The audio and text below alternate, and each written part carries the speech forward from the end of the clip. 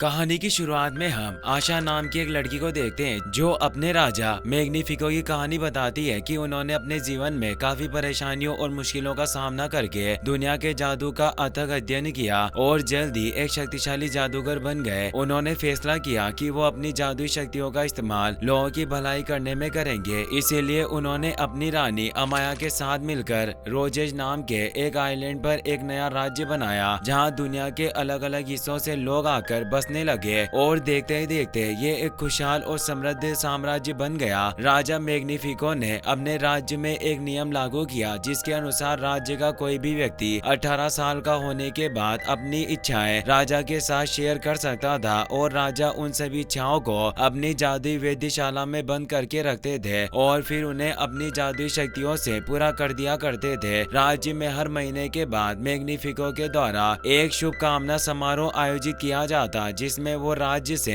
सबसे पहले दी जाने वाली इच्छा को पूरा करने के लिए एक व्यक्ति को चुनते थे। अगले सीन में हम आशा को देखते हैं जो अपनी माँ, दादा और अपने पालतू बकरी वेलेंटिनो के साथ रहती थी। आशा के दादा सबिनो अब बूढ़े हो रहे थे, इसीलिए आशा और परिवार के लोगों को उम्मीद थी कि जल्दी राजा मैग्निफिको द्वारा उनकी इच्छा पूरी की जाएगी। अब आशा राजा मैग्निफिको के साथ एक साक्षात्कार में भाग लेने के लिए तैयारी भी कर रही थी, क्योंकि अगर आशा को चुन लिया गया तो मैग्निफिको द्वारा उसकी एक इच्छा पूरी की जाएगी। अगले सीन में हम देखते हैं कि आशा अपनी सबसे अच्छी दोस्त दालिया से मिलने जाती है। दालिया महल में बेकरी का काम करती थी। आशा को साक्षात्कार देने से पहले काफी डर लग रहा था, इसीलिए वो अपनी घबराहट के बारे में अपने दोस्तों को बताती है, जिसके बाद आशा के दोस्त उसकी मदद करने के लिए उसके ग्रुप में शामिल हो जाते हैं। आशा के दोस्त उसे सलाह देते हैं कि राजा के साथ साक्षात्कार के दौरान उसे किस तरह से रिएक्ट करना है और क्या बोलना चाहिए। आशा के दोस्त उसे ये भी बताते हैं कि अपनी कमजोरी के प्रति उसे ईमानदार रहना होगा। अब रानी अमाया वहाँ पर आ जाती है जो आशा को मैग्निफिको से मिलने के लिए अपने साथ ले जाती है। रानी अमाया को पता था कि आशा राज्य के लोगों की मदद करती है और उनका ख्याल रखा करती, इसीलिए वो आशा को बताती है कि मैं तुम्हारा पूरी तरह से समर्थन करूंगी। अब आशा की मुलाकात राजा मैग्निफिको से होती है, लेकिन आशा पहली बार मैग्निफिको से मिलने की वजह से काफी ज्यादा नर्वस और घबराई हुई थी, इसीलिए कुछ समय के लिए आसपास का माहौल काफी अजीब बना हुआ था। लेकिन कुछ समय बाद उसे सब कुछ नॉर्मल लगने लगता है और साक्षात्कार काफी अच्छा जाता है। अब राजा मैग्निफिको आशा से उसके मरे हुए पिता के बारे में बात करके उन्हें याद करते हैं, क्योंकि मैग्निफिको को आशा के पिता के बारे में पहले से ही पता था, क्योंकि वो एक ऐसे व्यक्ति थे जो हमेशा सितारों के बारे में बात करते रहते थे। वहीं दूसरी तरफ आशा को आज भी याद था कि किस प्रकार बचपन में उसके पिता उसे सितारों को दिखाने के लिए अपने साथ पहाड़ों में ले जाया करते, जहां वो आशा को बताते थे कि सितारे उनका मार्गदर्शन करते हैं और उन्हें संभावनाओं में विश्वास करने के बारे में याद दिलाते हैं। मैग्निफिको आशा को अपनी वेधशाला में ले जाते हैं, जहां पर उन्होंने राज्य के लोगों की उन इच्छाओं को संभाल कर रखा था जो उन्हें जादुई शक्तियों की मदद से पूरी करने के लिए दी गई थी। मैग्निफिको उन इच्छाओं को आशा को दिखाते हैं। अब आशा वहाँ पर अपने ग्रैंडफादर सबिनो की इच्छा को भी देखती है, जो अपने राज्य में लोगों के लिए संगीत बजाना चाहते थे। आशा इसके बाद राजा मैग्निफिको से पूछती है कि क्या उसके ग्रैंडफादर सबिनो की इच्छा पूरी की जा सकती है। आशा का यह सवाल सुनकर अगले ही पल मैग्निफिको का व्यवहार पूरी तरह से बदल जाता है और वो आशा से कहता है कि उसके ग्रैंडफादर सबिनो की इच्छा काफी ज्यादा खतरनाक है और उनकी इच्छा को पूरा करना लगभग असंभव है। यह सुनकर आशा समझ जाती है कि मैग्निफिको राज्य के अधिकतर लोगों की इच्छाएं कभी भी पूरी नहीं करेंगे, इसीलिए वो मैग्निफिको से कहती है कि आपको लोगों की इच्छाएं उन्हें वापस लौटा देनी चाहिए ताकि ये लोग अपनी इच्छाओं को खुद पूरा कर सके। इससे मैग्निफिको काफी गुस्से में आ जाता है। दरअसल मैग्निफिको के पास राज्य के लोग अपनी इच्छाएं इसीलिए लेकर आते थे क्योंकि वो खुद अपनी मेहनत से अपने सपनों को पूरा नहीं करना चाहते थे या फिर उन सपनों को पूरा करना लगभग असंभव होता था। मैग्निफिको का मानना था कि अगर वह राज्य के सभी लोगों की सभी इच्छाओं को पूरा कर देगा तो ऐसा करना उसकी शक्ति के लिए खतरनाक साबित हो सकता है। इसीलिए मैग्निफिको अपने पास पूरी करने के लिए लाई जाने वाली इच्छाओं के मालिकों की यादें अपनी जादुई शक्तियों की मदद से बुला देता था और उनकी आत्मा का एक विशेष हिस्सा निकालकर उन्हें खुद के ऊपर डिपेंड बना देता था। मैग्निफिको आशा से कहता है कि उसके ग्रैंडफादर सबिनो की इच्छा पूरी नहीं करना चाहता, बल्कि उनकी इच्छा को एक लड़की को दे देना चाहता है जो पूरे राज्य में सबसे अच्छी पोशाक बेचना देखना चाहती है। मैग्निफिको इसके बाद समारोह को समाप्त कर देता है और आशा को घर जाने के लिए बोलकर वहां से चला जाता है। आशा इस घटना से काफी ज्यादा प्रभावित होती है क्योंकि अब वो समझ चुकी थी कि मैग्निफिको वैसा नहीं है जैसा वो सोच रही थी, इसीलिए अब वो उनका डिसेबल बनने के लिए अपने फैसले को बदल देती है। अब आशा रात में जब अपने परिवार के साथ खाना खा रही होती है तो इस दौरान वो सभी को राजा मैग्निफिको की सच्चाई के बारे में बताती है कि मैग्निफिको कभी भी उनकी इच्छाओं को पूरा नहीं करेगा।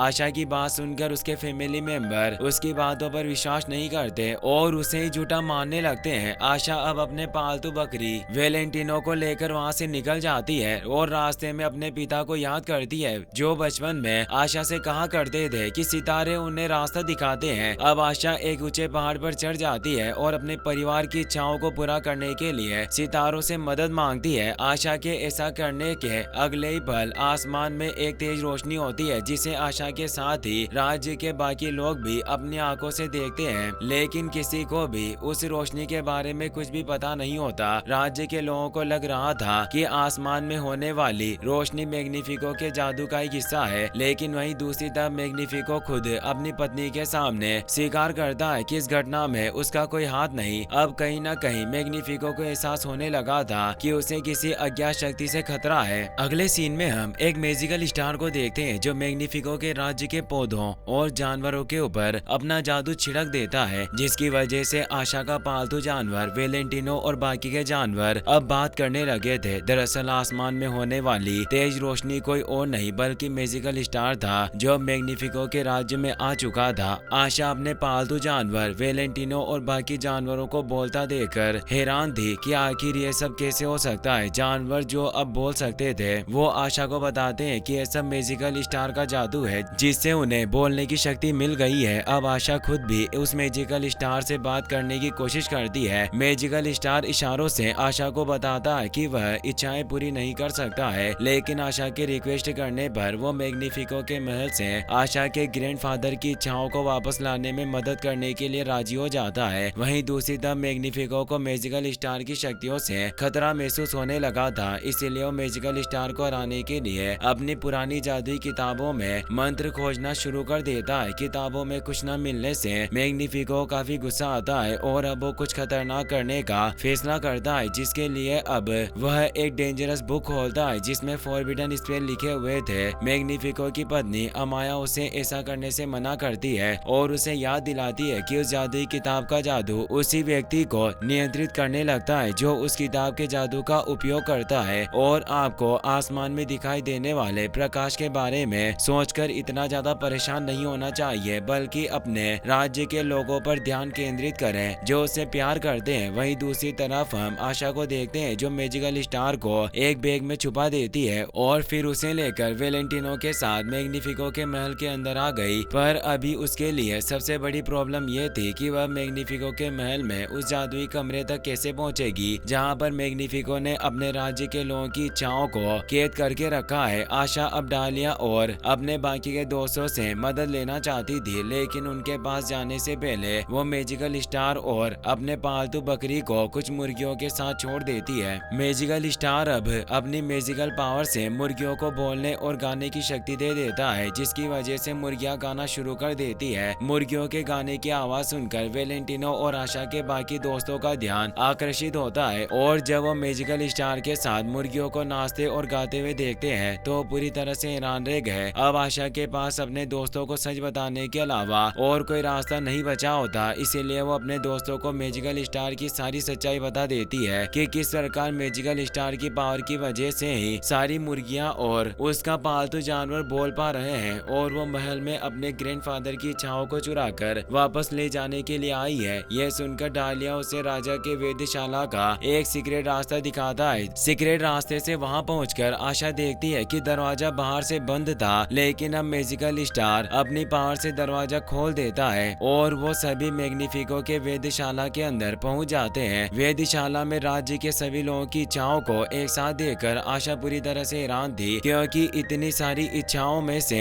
उसे अपने ग्रैंडफादर की इच्छा को ढूंढने में काफी ज्यादा प्रॉब्लम हो रही थी। अब इससे पहले कि मैग्निफिको को उनके वहां होने के बारे में पता चलता और वो उन्हें पकड़ता, मैजिकल स्टार आशा के ग्रैंडफादर की इच्छा को ढूंढने में कामयाब हो गया, लेकिन इस दौरान उनकी छोटी सी गलती की वजह से वेधशाला में आग लग जाती है। वहीं दूसरी तरफ हम मैग्निफिको को देखते हैं जो अपने राज्य के लोगों को अपने महल के सामने इकट्ठा करता है और सभी को बताता है कि जो शक्तिशाली प्रकाश उन्होंने कुछ दिन पहले आसमान में देखा था वह उसके जादू का हिस्सा नहीं था, और जो भी व्यक्ति उस प्रकाश के लिए जिम्मेदार व्यक्ति को ढूंढ कर लाएगा ये उसकी जानकारी देगा। मैं उस व्यक्ति की कोई भी एक इच्छा को पूरी करूंगा। मैग्निफिको इसके बाद अपने महल में वापस लौटने का फैसला करता है, लेकिन आशा अभी महल के अंदर ही थी, इसीलिए डेलियस राजा को रोकने के लिए कुछ महत्वपूर्ण सवाल पूछकर उसका ध्यान भटकाती है और उसे महल में जाने से रोकती है। अब बाकी के लोग भी मैग्निफिको से सवाल पूछने लगते हैं, जिसकी वजह से मैग्निफिको को गुस्सा आ गया। मैग्निफिको किसी भी तरह उस तेज रोशनी के जादू के पीछे के रहस्यमय व्यक्ति को खोजना चाहता था, इसीलिए उस जादुई किताब को खोल देता है जिसमें निषिद्ध मंत्र लिखे हुए थे। अगले सीन में हम आशा को देखते हैं जो अपने ग्रैंडफादर सबीनो की इच्छा को अपने साथ लेकर घर वापस आ जाती है। अब आशा जब अपने ग्रैंडफादर को उनकी इच्छा दिखाती है तो आशा के ग्रैंडफादर अपनी इच्छा को देखकर बहुत खुश हो जाते हैं और खुद से अपने सपनों को पूरा करने का फैसला करते हैं। उन्होंने उस विश को अपने अंदर वापस रख लिया। अब अगले पल वहाँ पर राजा मैग्निफिको भी आ जाते हैं जो काफी गुस्से में थे क्योंकि उन्हें किसी ने बता दिया था कि आसमान में होने वाली रोशनी और मैजिकल स्टार को लाने के लिए आशा जिम्मेदार थी। आशा उन्हें कहती है कि आप किसी की इच्छा को पूरा नहीं करते, इसीलिए मैं चाहती हूँ कि सभी की इच्छाएं वापस लौटा दी जाए क्योंकि मेरे दादा भी अपने सपने खुद पूरे कर सकते हैं। आशा की माँ मैग्निफिको से माफी मांगने लगती है कि इससे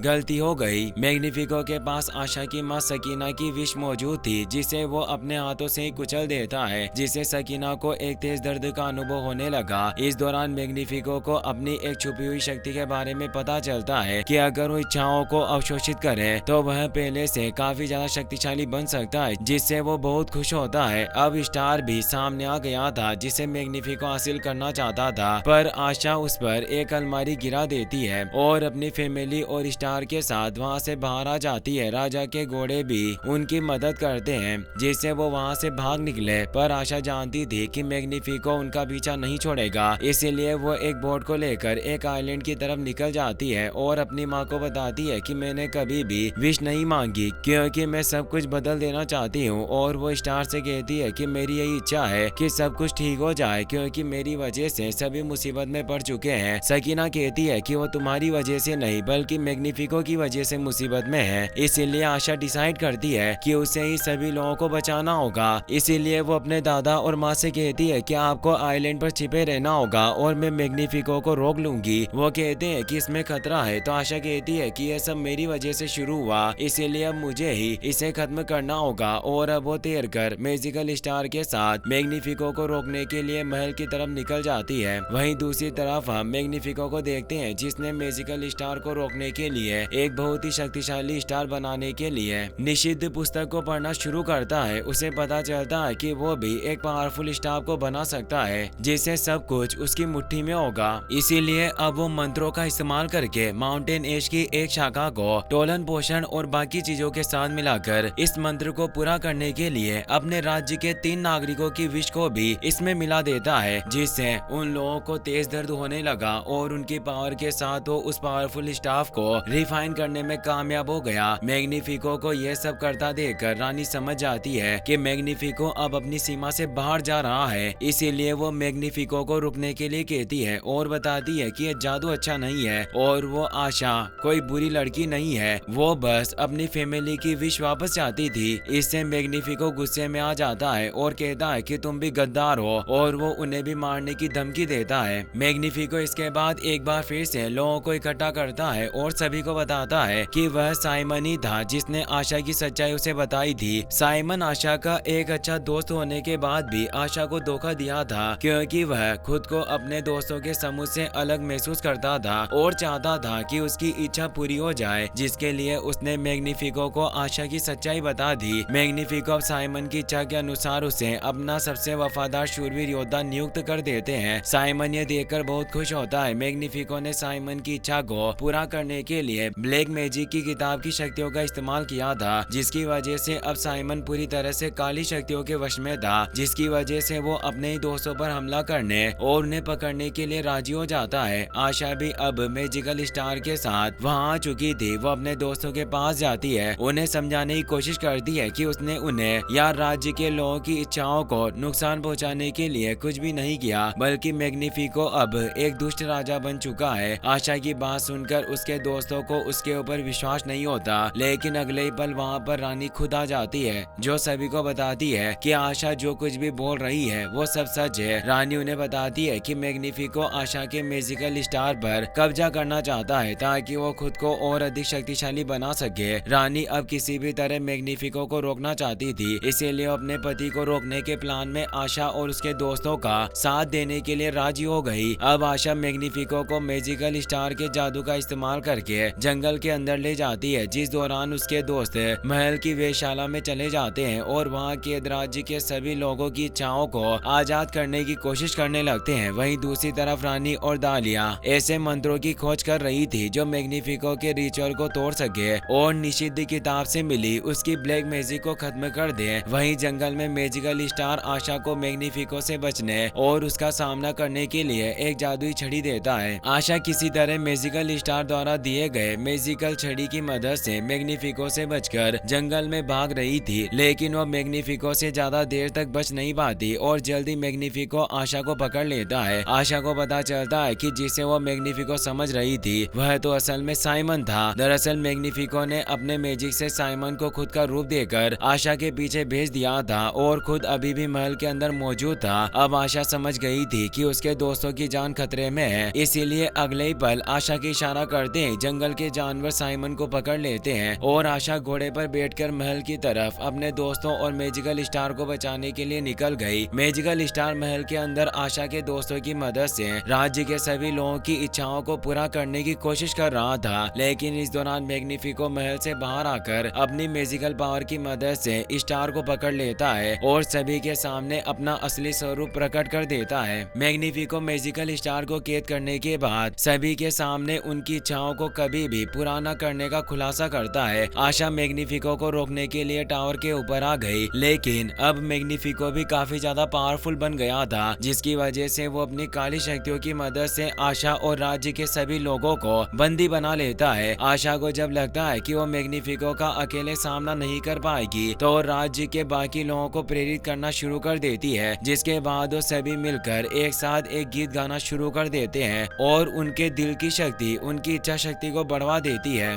मैग्निफिको अपनी शक्ति को कमजोर होता देखकर राज्य के सभी लोगों पर अपनी पूरी शक्ति से हमला करके उन्हें शांत करने की कोशिश करता है, लेकिन इसका कोई भी फायदा नहीं होता और अब स्टार भी आजाद हो जाता है। मैग्निफिको के कमजोर पड़ते ही उसकी काली शक्तियां उसे ही उसके मैजिकल छड़ी में कैद कर देती है। अब राज्य के सभी लोगों की इच्छाएं वापस मिल जाती है, जिससे वो सभी बहुत खुश होते हैं क्योंकि अब उन्हें अपनी इच्छाओं को पूरा करने के लिए किसी के ऊपर डिपेंड होने की कोई जरूरत नहीं थी और अब सभी लोग खुद से अपनी इच्छाओं को पूरा कर सकते थे। आशा के साथ ही उसके दोस्त और राज्य के सभी लोग बहुत खुश थे और इच्छाओं की वापसी का जश्न मनाते हैं। अब रानी अमाया को राज्य का नया शासक बना दिया जाता है। मैग्निफिको इस समय अपनी मैजिकल छड़ी में लगे आईने में कैद था और अमाया से खुद को शीशा तोड़कर बाहर निकलने के लिए कहता है, लेकिन रानी अमाया आदेश देती है कि मैग्निफिको को छोटे शीशे के साथ जेल में कैद कर दिया जाए। इस समय आशा, उसके साथी और राज्य के सभी लोग बहुत खुश होते हैं। अगले पल वहां पर साइमन आ जाता है, जो मैग्निफिको के कैद होने से उसकी काली शक्तियों से आजाद हो चुका था। साइमन आशा से अपनी गलतियों के लिए माफी मांगता है। आशा साइमन को माफ कर देती है और अब वो भी बाकी लोगों के साथ राज्य में खुशी से रहने लगता है। इस समय राज्य के सभी लोग बहुत खुश थे। अब आशा के ग्रैंडफादर इस खुशी के मौके पर राज्य के लोगों के लिए एक गीत गाते हैं और इस प्रकार वो सालों से अधूरी अपनी इच्छा को भी पूरी कर लेते हैं। अब मैजिकल स्टार के वापस जाने का भी समय हो गया था। मैजिकल स्टार वापस जाने से पहले आशा को एक मैजिकल स्टिक देकर जाता है, जिसकी मदद से आशा लोगों की मदद कर सकती थी। मैजिकल स्टार के जाने से आशा और उसके दोस्त थोड़े दुखी होते हैं, पर स्टार उन्हें एहसास दिलाता है कि वो हमेशा इच्छाओं के रूप में उनके पास ही रहेगा। इसी के साथ ये मूवी यहीं पर खत्म हो जाती है। वीडियो पसंद आया हो तो अपने दोस्तों के साथ शेयर करना।